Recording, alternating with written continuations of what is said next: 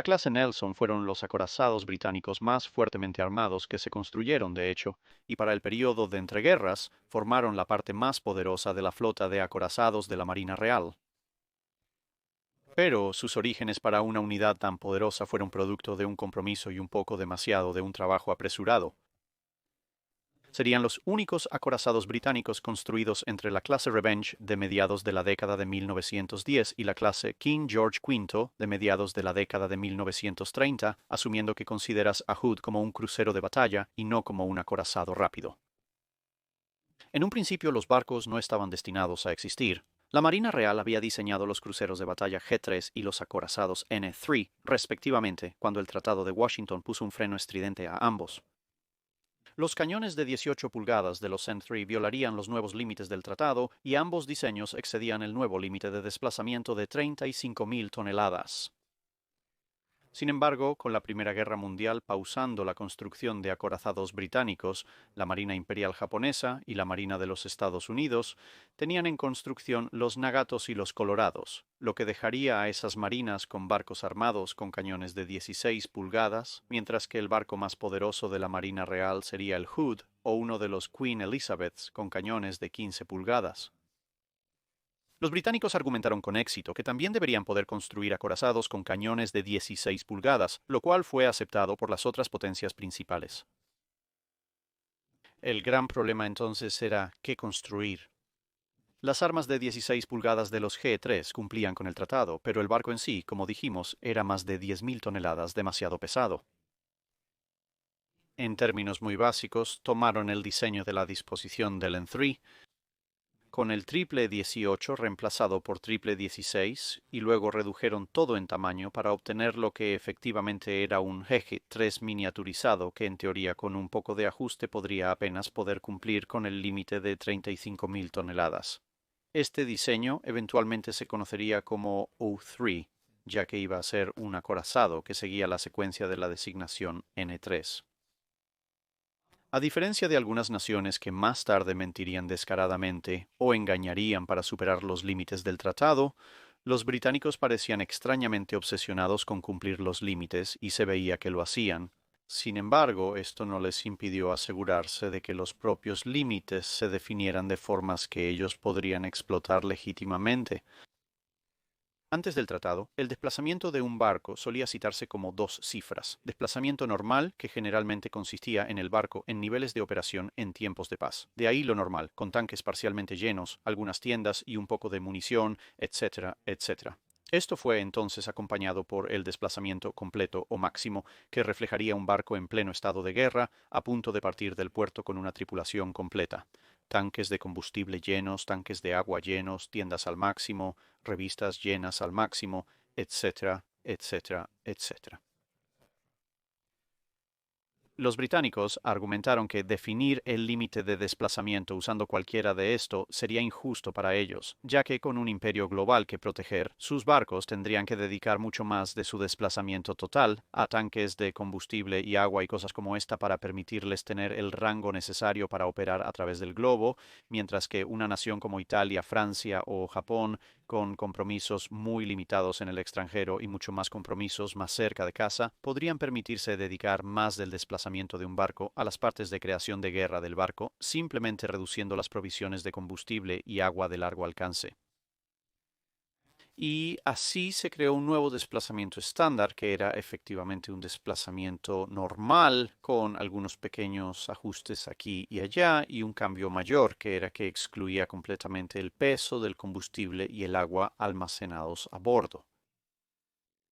Esto en sí mismo era relativamente justo, ya que significaba que podías medir el desplazamiento de un barco en términos de su potencial bélico. Pero luego, la primera cosa que los británicos incorporarían en el diseño del barco era un sistema muy efectivo de protuberancias internas llenas de agua para torpedos, muy superior a los espacios llenos de aire, pero cuyo significativo peso en comparación con los sistemas tradicionales no contaba para el límite, porque, aunque eran sistemas defensivos, y deberían haber sido contados hacia el desplazamiento como lo era el blindaje del barco, ya que el elemento principal era líquido a bordo, en términos de la protuberancia llena de agua, podía ser excluido de los cálculos de desplazamiento estándar. Sin embargo, este pequeño truco no sería lo único necesario para que los barcos cumplieran con el desplazamiento estándar. El armamento principal se concentraría en la proa, reduciendo el espacio de la ciudadela y el peso del blindaje necesario, ya que el cinturón podía ser más corto. Los barcos también adoptarían el enfoque de todo o nada en cuanto al blindaje para maximizar la protección posible sobre la menor área necesaria. Las torretas de los cañones principales también se revisaron con el diseño que se había preparado para los G3S, teniendo elementos estructurales significativos tanto en la torreta como en la barbeta, ya sea eliminados o adelgazados para mantener la armadura de la torreta según las especificaciones, pero minimizar el peso total de la batería principal. Esto llevaría a considerables problemas en el futuro, ya que las torretas ahora eran demasiado pesadas y producían demasiado shock para sus propios montajes y corredores, lo que eventualmente llevaría a numerosos atascos y problemas de fiabilidad durante la primera década de servicio, que solo eventualmente se solucionarían mediante una serie de soluciones temporales y reintroduciendo efectivamente de manera lenta muchos de los elementos eliminados, lo cual obviamente aumentaría gradualmente el desplazamiento total del barco. Debido a la menor velocidad de un acorazado en comparación con un crucero de batalla, y nuevamente por razones de ahorro de peso, la tradicional disposición de 4 tornillos fue reemplazada por 2 tornillos más grandes, que utilizó la salida del motor de alrededor de 45.000 caballos de fuerza para alcanzar 23 nudos. Esto puso a los barcos entre los colorados y nagatos en términos de velocidad. Los motores y las calderas se reorganizaron aún más para reducir la longitud total de la ciudadela, y el casco se modificó utilizando lecciones del diseño G3 en una forma hidrodinámica muy eficiente que maximizó la velocidad que el barco podía alcanzar, utilizando lo que realmente era una planta de energía muy pequeña. Todos estos esfuerzos y más permitieron al barco montar 3 torretas triples que llevaban cañones de 16 pulgadas para un total de 9 armas, con todas las torretas hacia adelante como dijimos, y la segunda torreta súper disparando sobre la primera. Para permitir que todas las torretas se entrenen juntas, se dejó suficiente espacio entre la segunda y la tercera torreta para permitir que los cañones de la tercera torreta se balanceen más allá de la segunda. Siguiendo las pruebas realizadas con barcos capital alemanes que habían sido capturados durante la Primera Guerra Mundial y sus cañones, el cañón de 16 pulgadas fue diseñado para disparar un proyectil ligeramente más ligero de lo típico en la práctica británica, pero a una velocidad bastante alta, incluso para un cañón naval. Debido a esto y a otros experimentos llevados a cabo, que incluyeron el uso de diferentes estrías o diferentes cañones en la misma torreta, su servicio inicial puede ser descrito de manera generosa como menos que estelar, con un desgaste significativo del cañón y una inexactitud a un nivel que habría hecho incluso a Beatty dar un paso o dos hacia atrás. Al igual que con los montajes de torretas en sí, estos problemas requerirían casi una década para resolver, pero se resolverían en su mayoría para cuando llegara 1930, de nuevo consistiendo en gran medida en volver a poner todo el sistema más o menos a lo que se había previsto para la clase G3 en primer lugar, aunque haciéndolo de una manera algo desordenada e irregular que hizo de los cañones y las torretas una pesadilla de mantenimiento para el resto de la carrera del buque. También resultaría que las pruebas iniciales de los cañones alemanes estaban defectuosas, y el proyectil más ligero y de mayor velocidad no ofrecía tantos beneficios como se había pensado anteriormente, pero ahora los sistemas de elevación de municiones estaban arreglados y era demasiado tarde para rediseñar los proyectiles para que fueran más grandes y por lo tanto más pesados. Más problemas continuarían afectando los barcos durante sus pruebas de armas. La explosión de los cañones dañó las instalaciones de luz en la cubierta y transmitió su impacto a través de los comedores y algunas de las ventanas del puente.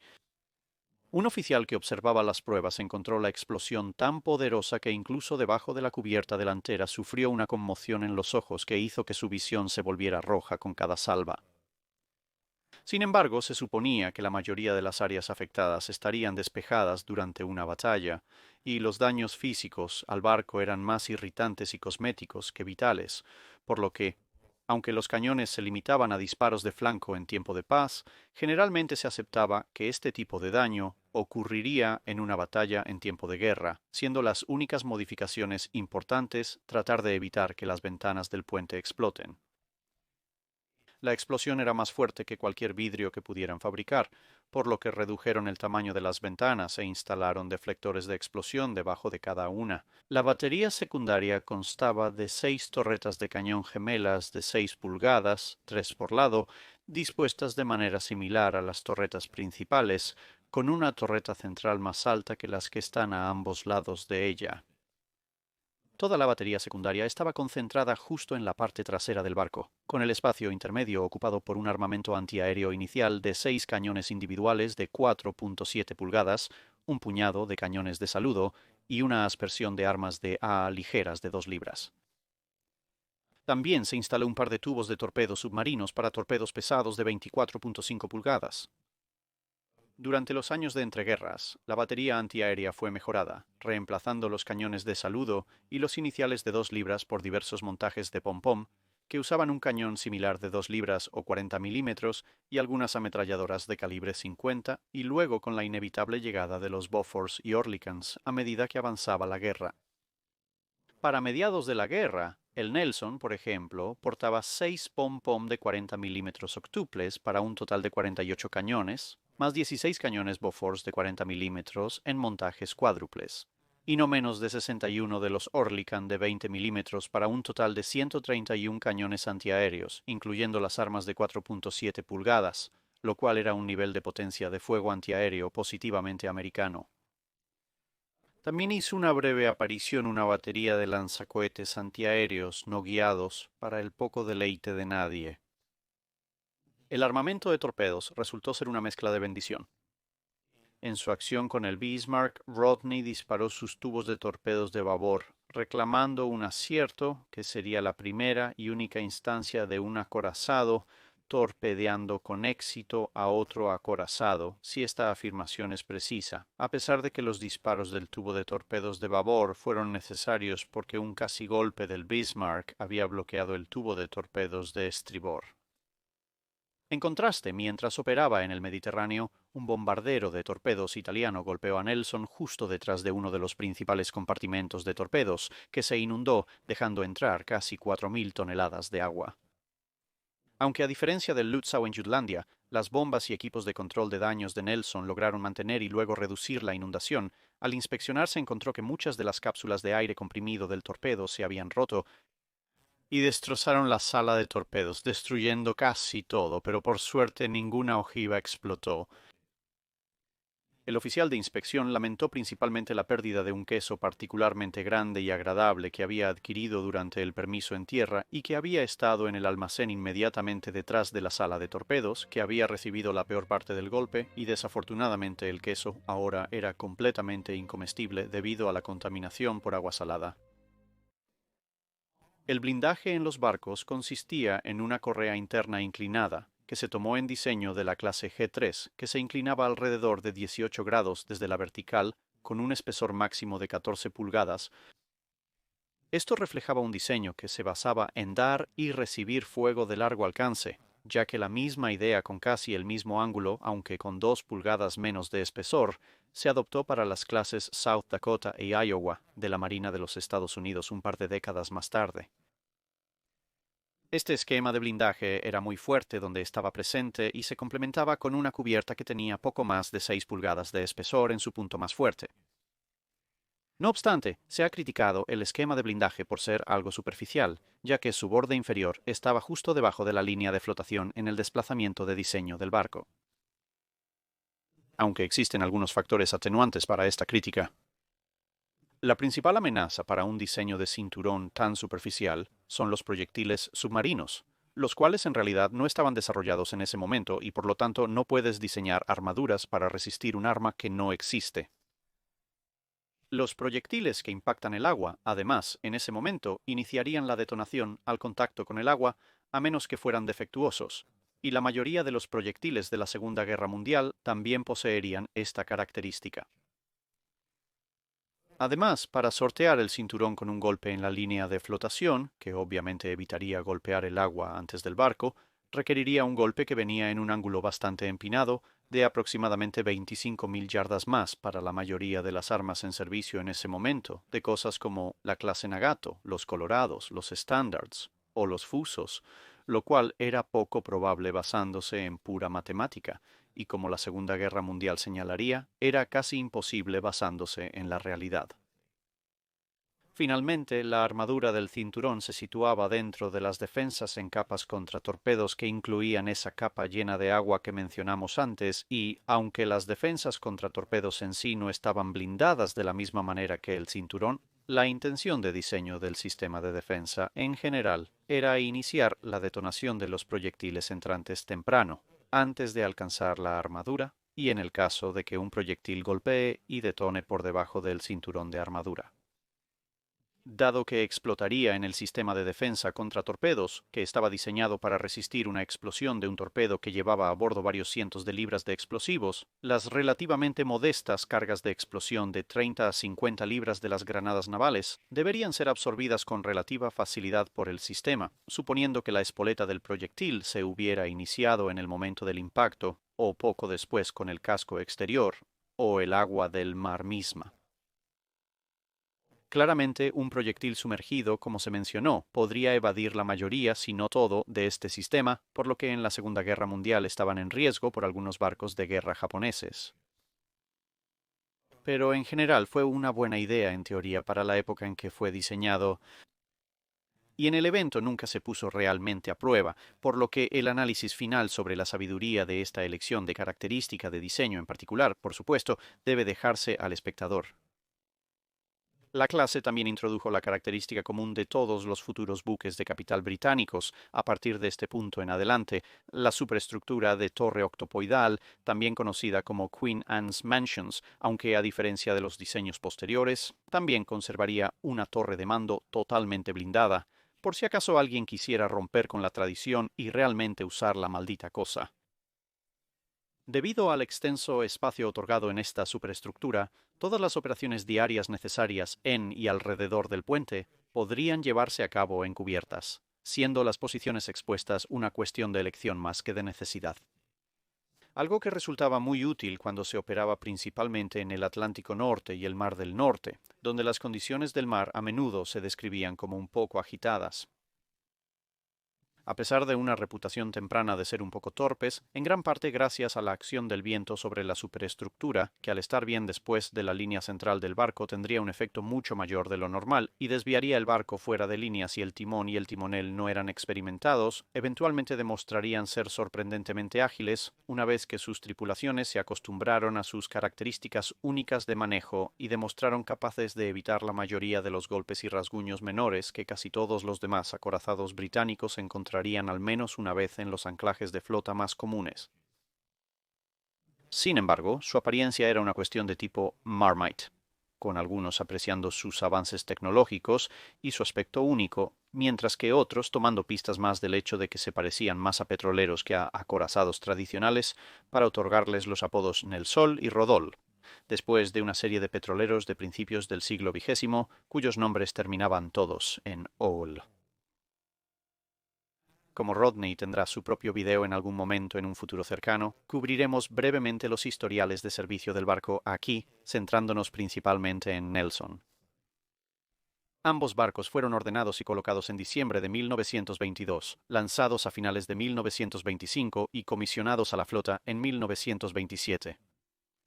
Nelson haría uso de algunos materiales preparados de varios cruceros de batalla cancelados para asistir en su construcción y se convertiría en el buque insignia de la flota local hasta que King George V asumió el papel en 1941. En 1931, ambos barcos serían parte del motín de Invergordon, que fue una protesta muy británica sobre una serie de grandes recortes salariales a los salarios de los marineros.